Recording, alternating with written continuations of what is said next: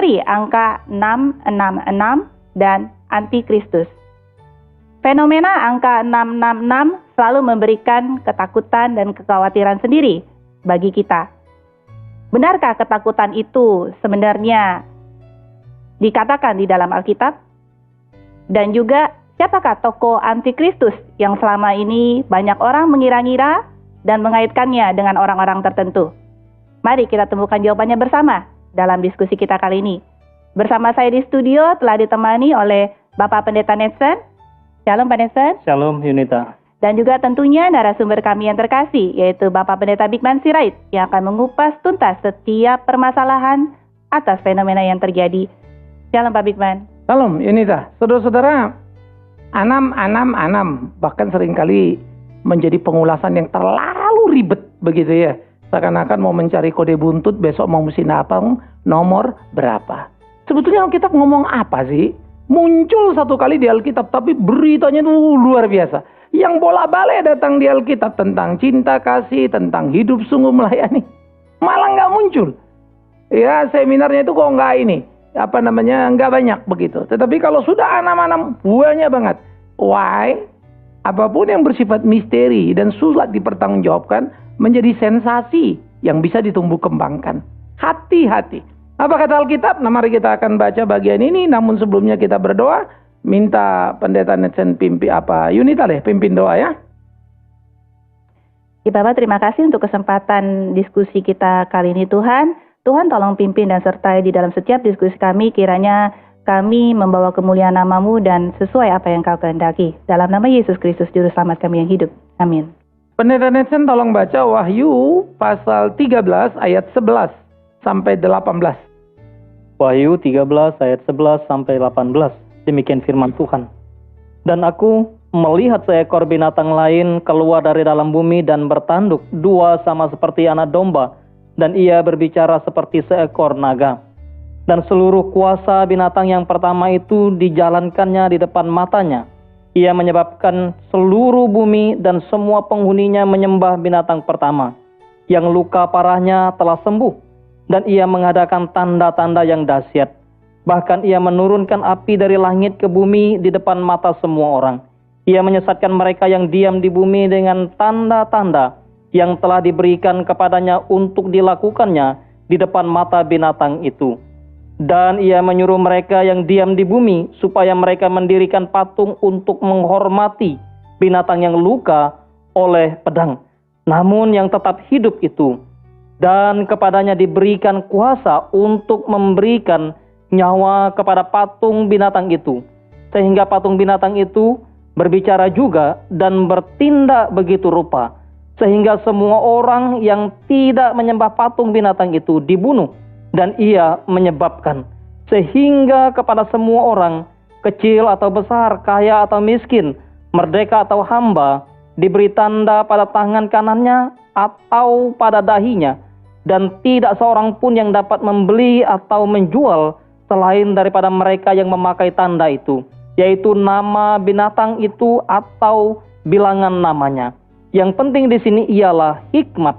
Barang siapa yang bijaksana, baiklah ia menghitung bilangan binatang itu, karena bilangan itu adalah bilangan seorang manusia, dan bilangannya ialah 666. Pertama kita mesti belajar membaca ini dengan amat sangat sederhana, begitu ya. Ayat 1 ayat 11 mengatakan seekor binatang lain bertanduk dua, sama seperti anak domba, tapi bicara seperti apa? Naga. Itu antikris itu. Seperti anak domba, tapi bicaranya naga. Ya, kalau ini di dalam gereja nih orang Kristen atau pendeta yang sebetulnya kelakuannya setan. Simpel saja. Tapi kita dengan mudah sebetulnya bisa mengenalinya. Nggak ada yang ribet-ribet. Jadi nggak usah cari kiri kanan. Udah kayak apa saja begitu ya. Nah, jadi menyeperti dia, tetapi bukan. Seluruh kuasa dikatakan yang pertama itu, ini regenerasi dari kuasa antikris setiap era ada. Maka kalau tanya antikris itu siapa? Kalau zaman gereja mula-mula itu Domitian. Lalu di abad perang dunia ketiga itu katanya kedatangan Tuhan Yesus kedua itu. Ya, Hitler itu pun pernah disebut sebagai antikris. Udah ganti tokoh aja terus. Seenak kita saja menerjemahkan. Lalu yang sekarang ini menunjuk pada zamannya. Oh si ini begitu ya. Dulu katanya Uni Soviet. Sehingga waktu Perang Teluk Tuhan Yesus mau datang, Uni Soviet antikris. Perang Teluk selesai. Irak keluar dari Kuwait pada waktu itu, agresinya itu. Uni Soviet bubar jadi Rusia. Mana Uni Sovietnya? Udah berkurang kekuatannya dibandingkan Uni Soviet dulu. Sekarang katanya China. Ntar saya enak perutnya aja lah semua. Orang berputar-putar. Ya nanti si ini karena ini si ini. Terlalu gampang. Saya bingung Alkitab begitu jelas. Kenapa dibikin spekulasi? Jahat itu dari dulu kok yang nyalibkan Tuhan Yesus sampai sekarang.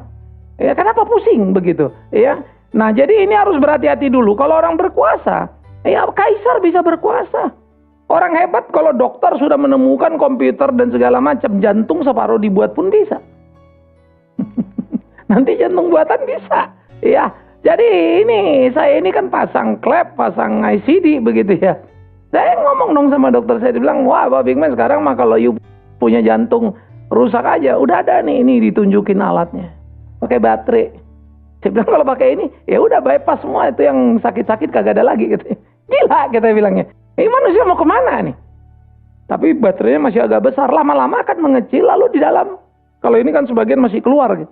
One day kan tinggal tunggu perkembangan teknologi aja. Lalu semua akan di dalam. Jadi kalau kita mau belajar, ya mbok jangan cupet istilahnya ya. Ayo dong lihat perkembangan di sekitar kita. Waduh teknologi itu akan membuat luar biasa. Orang bisa hadir secara virtual kok sekarang. Pengiriman panas badan bisa kejadian. Jadi apa yang nanti kita sebut itu kalau istilah kita sekarang, wih mujizat luar biasa gitu. Hebat bener. Itu udah secara teknologi sedang berproses ya. Maka dia menyesatkan banyak orang yang diam di bumi ya. Kemudian suruh mereka mendirikan patung menghormati binatang yang luka oleh pedang tapi tetap hidup. Udah luka nih tapi tetap hidup, mau menunjukkan kuasanya. Ya, maka dikatakan dia memberi kuasa bahkan memberikan nyawa. Sehingga dia menyebabkan sehingga semua orang yang tidak menyembah binatang itu dibunuh kan begitu. Ya. Nah, dia begitu hebatnya, dia begitu berkuasanya. Sampai dia menyebabkan semua orang besar kecil, kaya miskin, mereka atau hamba diberi tanda pada tangan kanannya atau dahinya. Pertanyaannya menarik, siapa mereka ini? Ini bukan semua orang. Ini orang yang tidak percaya Tuhan. Nah sekarang baca dulu Yunita 14 ayat 1. Ini penting. 14 ayat 1. 14 ayat 1 ya. Wahyu 14 ayat 1. Anak domba dan pengikutnya yang ditebusnya. Dan aku melihat, sesungguhnya anak domba berdiri di bukit Sion dan bersama-sama dengan dia 144.000 orang. Dan di dahi mereka tertulis namanya dan nama bapaknya. Sudah selesai. Orang ini anak-anak, kamu apa tandanya? Sesimpel itu sebetulnya. Jadi bukan orang yang percaya Kristus ini harus dikasih tanda. Lalu kita mesti menolak atau terima. Loh, itu cuma tanda. Itu adalah ini pengikut setan. Kalau bahasanya Injil, lalang, gandum, domba, kambing. Diangkat, tertinggal. Itu doang kok sesederhana itu. Iya kan? Nah pertanyaannya di dahi kamu tertulis apa? Anak domba Allah atau anak manam? Setan atau Tuhan? Nah kenapa di dahi? Di dalam kitab Ulangan, dahi dan tangan itu dikatakan, akulah Tuhan Allahmu, kayak ajarkanlah kepada anak-anakmu berulang kali dan seterusnya, aku Tuhan Allahmu. Tulislah itu dan taruhlah di tangan dan di dahinya.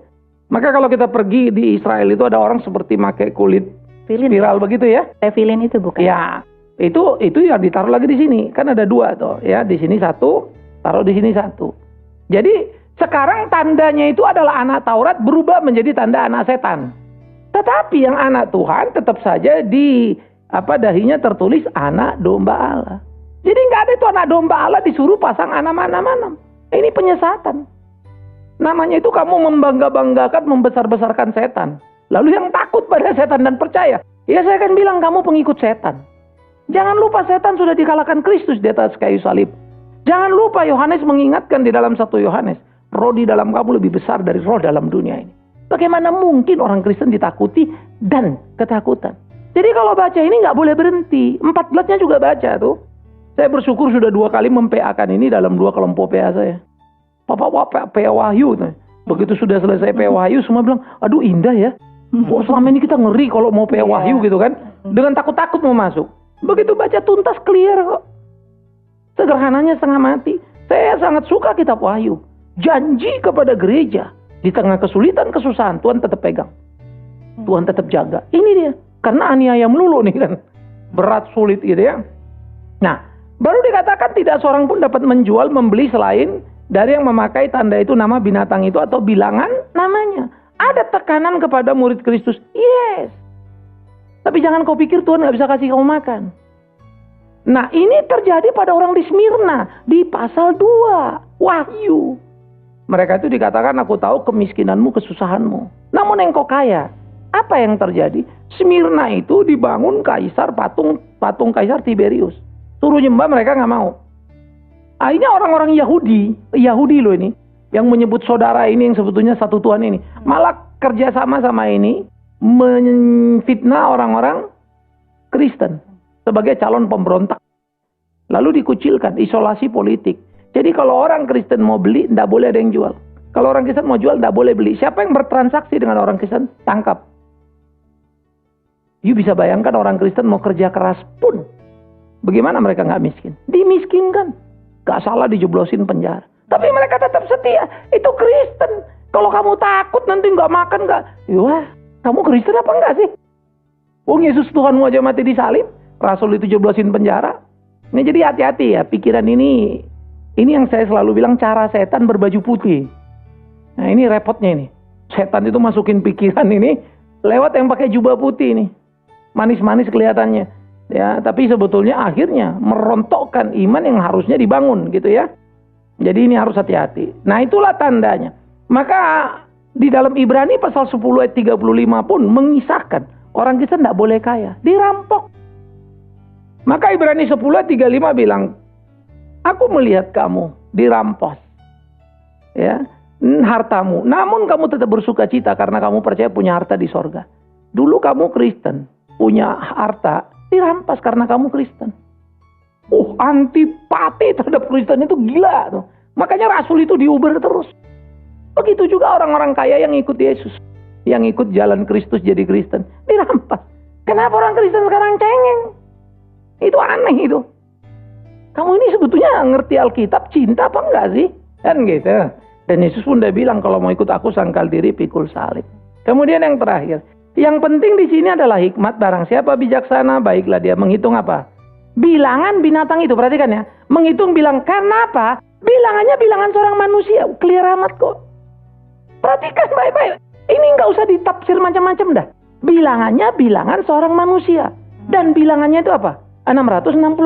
Apa itu 6? Nah mari kita masuk ke dalam pikiran Yahudi. Terminologi mereka. 1 itu angka esa. 2 itu balance atau seimbang. 3 itu menang. 4 itu penjuru bumi. Barat, timur, selatan, utara. 5 tidak ada dipakai.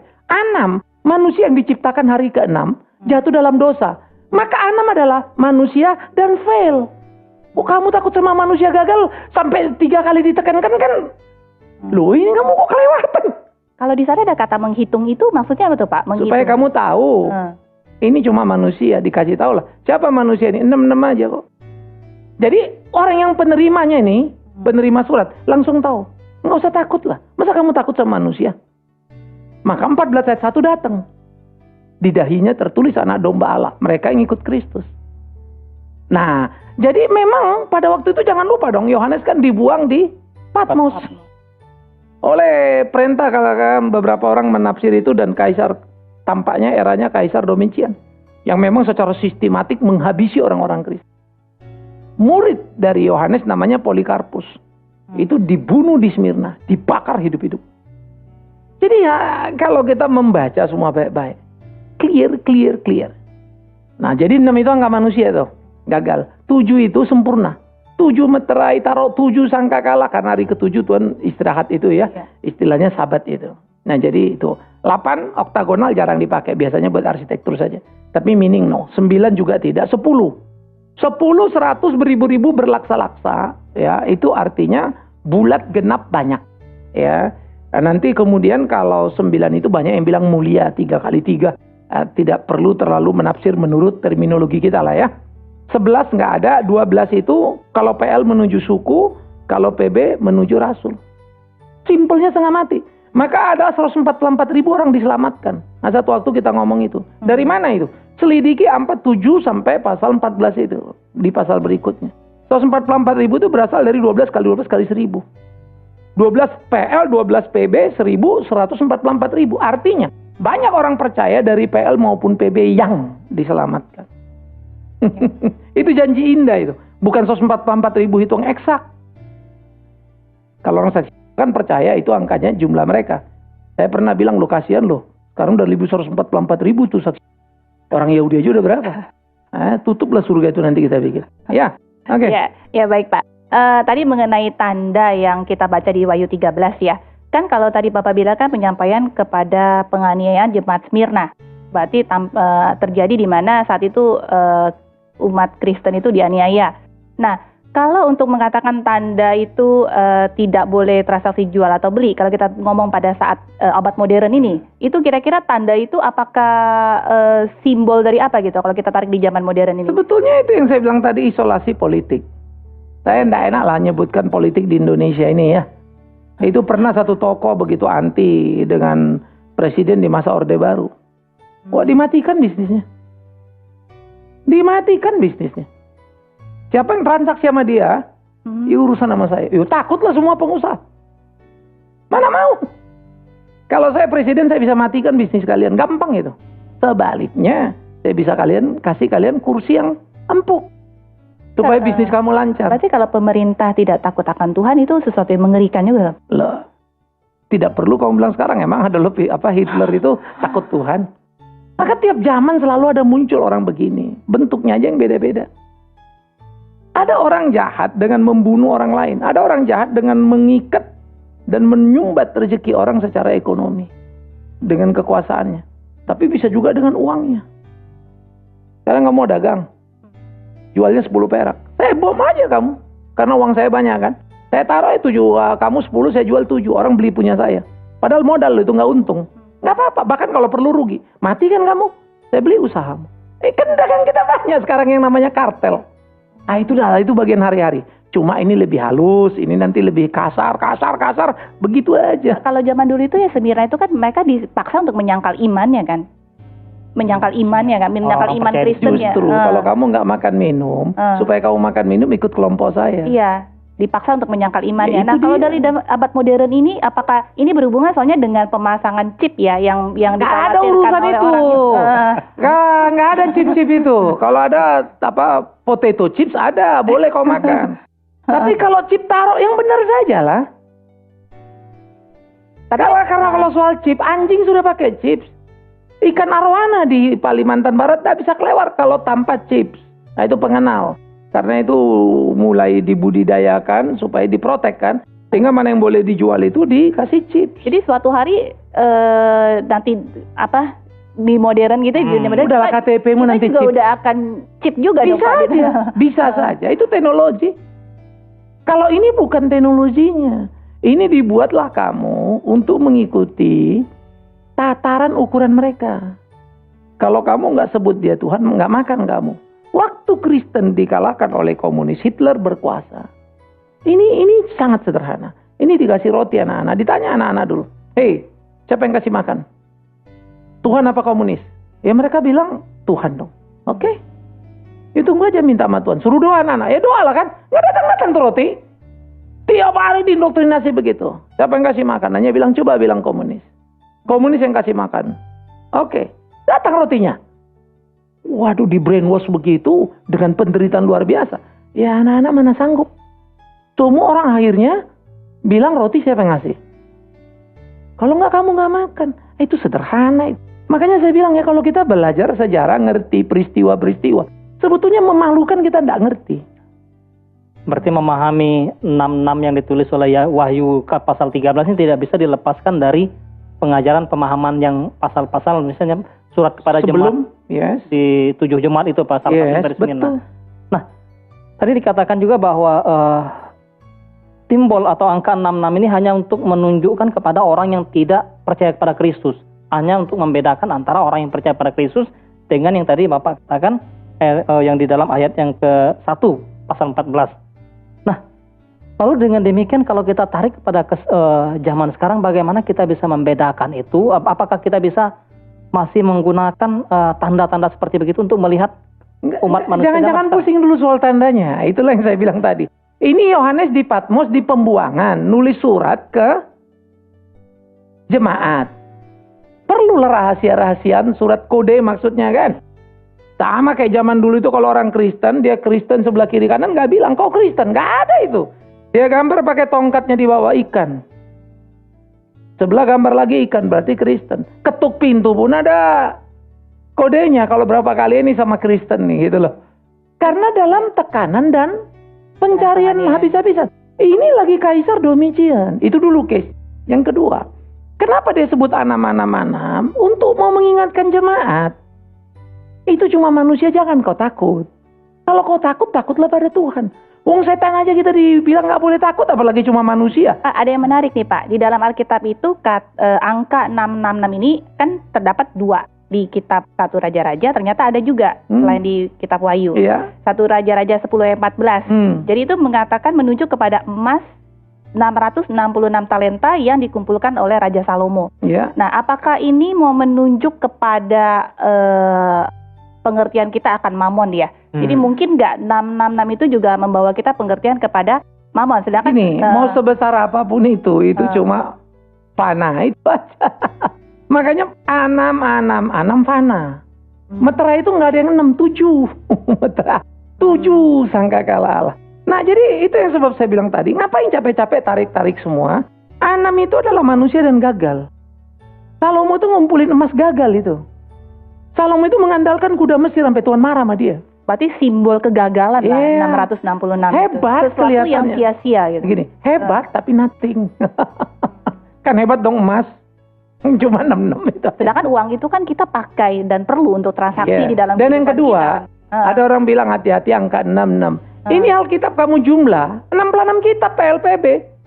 Buanglah Alkitabmu itu antikris itu. Kenapa bisa begitu Pak? Kebetulan jumlahnya. Gak, bukan kamu nggak usah kata-kata karena memang gak ada artinya. Enggak, itu bisa kebetulan 66 juga. Kebetulan, memang jumlah suratnya 66. Jadi kalau 65 nanti kebetulan 65. Kan salah lagi kita. Itulah yang saya bilang tadi. Biarkan nih, memang itu ya itu. Jangan dicari-cari. Ya umur kamu berapa, umur saya kebetulan segitu. Loh kalau aku kebetulan nggak, umur kita beda soalnya. Bisa ngerti gak? Ya berarti 66 yang disampaikan oleh misalnya banyak orang atau kalau kita baca yang mengerikan, menakutkan itu sesuatu yang sebetulnya tidak perlu ditakutkan. Tidak perlu, gini masalahnya gini aja lah. Waktu Tuhan Yesus ada, ya sudahlah. Dia ada yang ngalamin, dia ada yang ngelewatin. Penderitaan kamu tidak lebih dari Kristus, sudah selesai itu. Makanya Paulus ngomong di Roma 8. Apa yang bisa memisahkan kita dari Kristus? Nggak ada. Kematian, pedang, dan seterusnya, kelaparan, no. Jadi kalau begitu apa? Ngapain kau takut? Itulah. Penganiayaan kepada umat-umat Kristen yang sekarang kita lihat kan berita-berita itu. Nah itu bagaimana Pak? Loh, emang kenapa memang orang Kristen itu akan dianiaya? Orang benar akan dianiaya, di dunia tidak benar. Dan jangan lupa, lebih banyak tidak benar daripada benar.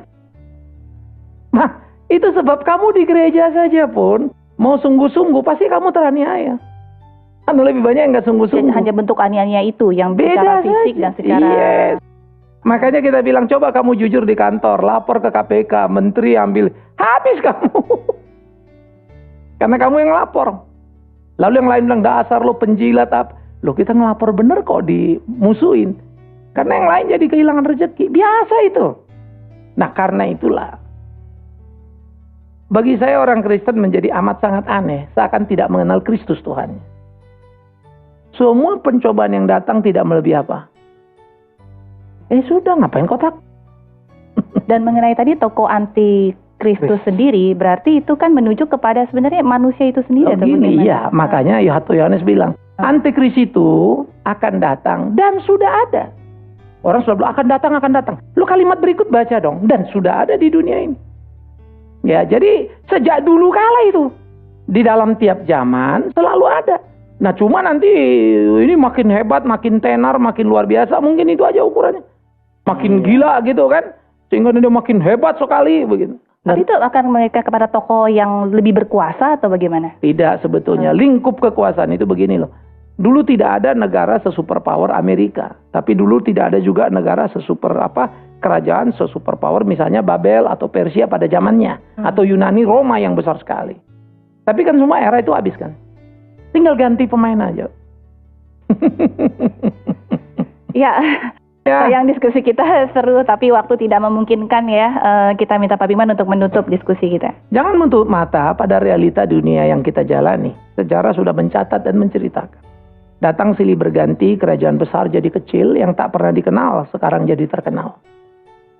Dulu Eropa jauh lebih kuat karena kerajaan Inggris dan seterusnya. Tapi orang-orang dari Eropa hijrah masuk Amerika, sekarang Amerika jadi superpower. Dan seterusnya. Pergantian kekuasaan itu hanyalah pergeseran natural.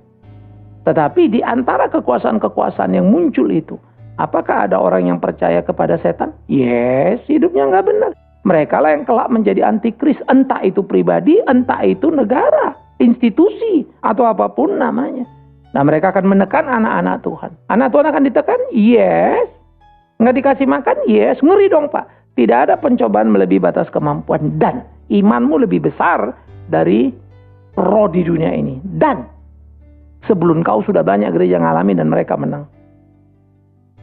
Ya. Oke, kita close. Minta